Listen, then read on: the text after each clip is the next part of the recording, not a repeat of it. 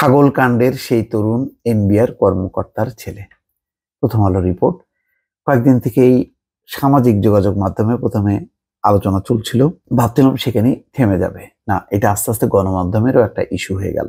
Motiur Rahman customs কর্মকর্তা, খুবই vital একটা পজিশনে আছে। তো তার সন্তান মুশফিকুর রহমান ইফাত, ইফাতের একটি ছবি, সেই খাসি বা ছাগল জড়িয়ে ধরে ঈদের সময় কেনা, 15 লাখ টাকা দাম, এটা যখন কি ভাইরাল হলো, তারপরেই এটা সূত্র ধরে আসলো যে এই ইফাত কার সন্তান। সেখানে আসলো মতিউর রহমান। আলোচনা এমন ভাবে ছড়ালো গণমাধ্যমে এবং প্রথমত সামাজিক মাধ্যমে, শেষ পর্যন্ত মতিউর রহমান তার ছেলেকে পর্যন্ত অস্বীকার করতে বাধ্য হলো। আমি এই রিপোর্টটাও দেখলাম যে কোনো একটা পত্রিকায় তিনি বলেছেন যে ইফাত তার ছেলে নয় এবং এই নামে কোনো ছেলে কখনোই ছিল না।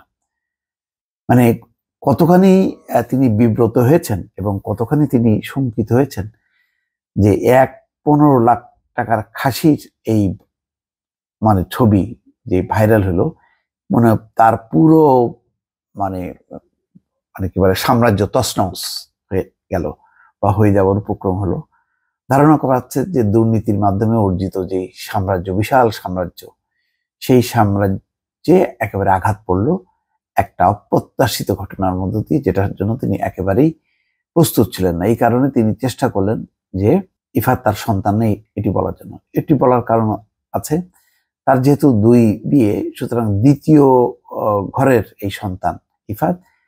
তো চিন্তা করলেন যে ঠিক আছে, আমি এই দ্বিতীয় ঘরটাকে আপাতত চাপা দিয়ে চলার চেষ্টা করি। কিন্তু আসলে ওই দ্বিতীয় ঘরের যিনি, তারপরে প্রথম ঘরের প্রত্যেকেই প্রভাবশালী, প্রত্যেকেই আসলে ক্ষমতার সিন আওয়ামী লীগের কোনো না কোনো পর্যায়ে আছে, এমনকি নিজাম হাজারীর আত্মীয় এখন, এটাও বোঝা গেল। এবং তিনি বলছেন যে না, তাদেরই আত্মীয় হচ্ছে এই ইফাত বা মতিউর রহমান।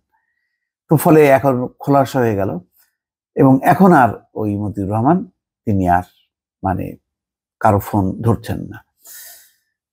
খবরটা খুব ইন্টারেস্টিং। প্রথম আলো দেখলাম যে পুরো খবরের এক ধরনের তদন্ত করেছে বা একেবারে পয়েন্ট টু পয়েন্ট তারা দেখিয়ে দিয়েছে যে কার আত্মীয় কার, এইভাবে সূত্র ধরে তারা এগিয়েছে।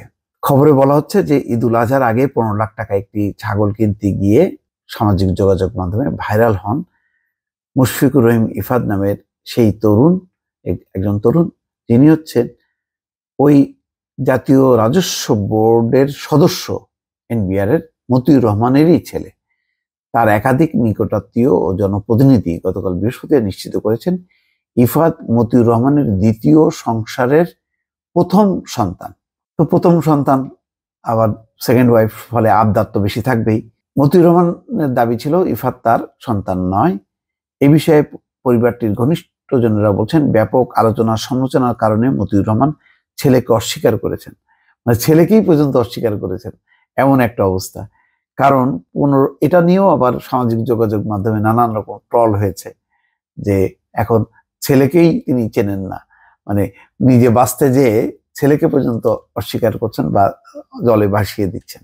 15 লাখের ছাগলকে কেন্দ্র করে ভাইরাল হওয়ার পর ইফাদের দামি ব্র্যান্ডের ঘড়ি, গাড়ি, আলিশান জীবনযাপনের নানা বিবরণ সামাজিক যোগাযোগ মাধ্যমে প্রকাশ পাচ্ছে। সরকারি চাকরিজীবী বাবার বেতনের টাকা দিয়ে ছেলে কিভাবে এমন ব্যয়বহুল জীবনযাপন করতে পারেন, তা নিয়েও নানা প্রশ্ন উঠতে থাকে। এই অবস্থায় পরিস্থিতি সামাল দিতে তিনি তাৎক্ষণিকভাবে ছেলের পরিচয় এড়িয়ে যাওয়ার চেষ্টা করেছেন। অবশ্য ফেসবুকে বিতর্কের মুখে ওই ছাগল ইফাত আর বাসায় নেননি এমন দাবি করেছেন ছাগলটির মালিক সাদিক এগ্রো কর্তৃপক্ষ। তবে ইফাত আরো বেশি দামে একাধিক গরু কিনেছেন বলে সামাজিক যোগাযোগ মাধ্যমে এসেছে, যদিও সেই তথ্য নিরপেক্ষ সূত্র থেকে যাচাই করা সম্ভব হয়নি। এদিকে ছেলের ছাগল কাণ্ডের ঘটনাকে কেন্দ্র করে শুরু আলোচনা এখন মতিউর রহমানের সম্পদের দিকে গড়িয়েছে। তার কত সম্পদ রয়েছে সেটি নিয়েও আলোচনা শুরু হয়েছে। চট্টগ্রাম, গাজীপুর ও নরসিংদীতে তার ও পরিবারের সদস্যদের নামে অনেক সম্পত্তি রয়েছে বলে সামাজিক যোগাযোগ মাধ্যমে অনেকে লিখেছেন। এর মধ্যে শেয়ার বাজারে তার বিপুল বিনিয়োগের খবরও বের হয়েছে। তিনি সরকারি কর্মকর্তা হলেও শেয়ার বাজারে প্লেসমেন্ট শেয়ারের বড় ব্যবসায়ী। তিনি নিজেও বেসরকারি চ্যানেল এনটিভিতে এক সাক্ষাৎকারে বলেছেন, তিনি বিভিন্ন কোম্পানির প্রাথমিক গণপ্রস্তাব অর্থাৎ আইপিওর ওই কোম্পানির মালিকদের কাছ থেকে কম দামে কিনে পরে বাজারে বেশি দামে বিক্রি করে অনেক মুনাফা করেছেন। তো এটাও তো এক ধরনের দুর্নীতি। তার মানে তিনি এমন একটা পদে আছেন যে ওই কোম্পানিরা তাকে প্রাথমিক যে শেয়ার সেটা দিতে বাধ্য হয়েছেন।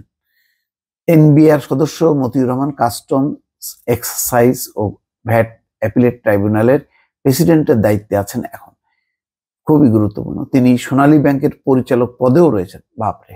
তিনি গত বুধবার প্রথম আলোকে বলেন, তিনি এবার ঢাকার বাইরে একটি খামার থেকে কোরবানির পশু কিনেছেন, কিন্তু ছাগল কেনার আলোচনা ছড়িয়ে পড়ায় এবার তার পরিবারের ঈদ মাটি হয়ে গেছে। তিনি দাবি করেন 15 লাখ টাকায় ছাগল কিনতে যাওয়া ইফাত তার সন্তান নাই। তবে মতিউর রহমানের বক্তব্য গণমাধ্যমে প্রকাশের পর ইফাত যে তারই সন্তান সেটির সপক্ষে সামাজিক যোগাযোগ মাধ্যমে অনেকগুলো ছবি ও তথ্য বিভিন্ন জন প্রকাশ করতে থাকেন। ঢাকা বিশ্ববিদ্যালয়ের আইন বিভাগের শিক্ষার্থী সায়েদ আবদুল্লাহ তার এক ফেসবুক পোস্টে এ সংক্রান্ত কিছু তথ্য উপাত্ত তার পোস্টে যুক্ত করেছেন। পরে খোঁজ নিয়ে জানা যায়, ইফাতের মা শাম্মী আক্তার শিবলি ওরফে শিবু মতিউর রহমানের দ্বিতীয় স্ত্রী। শাম্মী আক্তারের বাবার বাড়ি ফেনীর সোনাগাজী উপজেলার আমিরাবাদ ইউনিয়নের সোনাপুর গ্রামে।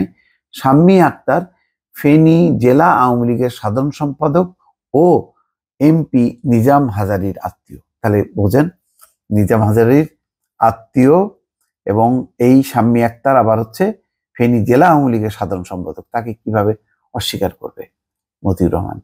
নিজামউদ্দিন হাজারী গতকাল বৃহস্পতিবার প্রথম আলোকে বলেন, 15 লাখ টাকার ছাগল কেনার ইস্যুতে আলোচনায় আসা ইফাত তার মামাতো বোন শাম্মী আক্তার, যার ডাকনাম শিবু, তার ছেলে। শাম্মী আক্তার এনবিআর এর সদস্য মতিউর রহমানের দ্বিতীয় স্ত্রী। তো শাম্মী আক্তার একজন প্রভাবশালী, তো এখন এই যে অস্বীকার করছে, শাম্মী আক্তারও কি এটা মেনে নেবে? জানি না। মতিউর রহমান বিভিন্ন সময়ে স্ত্রী সন্তানদের নিয়ে ফেনীর সোনাগাজীতে শ্বশুরবাড়িতে বেড়াতে গেছেন বলে জানিয়েছেন আমিরাবাদ ইউনিয়নের পরিষদের চেয়ারম্যান ও সোনাগাজী উপজেলা যুবলীগের সভাপতি আজিজুল হক। যাক, বোঝা যাচ্ছে যে একেবারে পুঙ্খানুপুঙ্খভাবে মতিউর রহমানের ছেলেই যে ইফাত, এটার ব্যাপারে আর কোনো আমার ধারণা কোনো সন্দেহ নেই। তবে এটার মধ্য দিয়ে যেটা হলো যে মতিউর রহমান যে সত্যিকার অর্থে একজন মানে আপাদমস্তক এক দুর্নীতিবাজ, এটা প্রমাণ হলো এই কারণে যে সে তার সম্পত্তি রক্ষা করার জন্য ছেলেকে পর্যন্ত অস্বীকার করছে। আর যেই ব্যাখ্যা তিনি দিচ্ছেন সম্পদ অর্জনের, এই ব্যাখ্যা আসলে সন্তোষজনক না। আর এরা এমন একটা মানে ওনারা এমন এক জায়গায় পজিশনে থাকেন, এদের বিরুদ্ধে তদন্ত করাটাও আসলে খুব কঠিন। হয়তো দেখা যাবে যে উনি রিটায়ারমেন্টে যাওয়ার পরে যখন ক্ষমতা থাকবে না তখন তদন্ত শুরু হবে। ততদিনে বহু সম্পদ বেচাকেনা হয়ে যাবে, দেশের বাইরে পাচার হবে, এবং এভাবেই কিন্তু লুটপাট চলছে অবাধে, যার কোনো ইয়াত্তা নেই, যার কোনো শেষ নেই, এবং এই ব্যাপারে কোনো জবাবদিহিতাও নেই। দর্শক ভালো থাকবেন। আল্লাহ হাফেজ।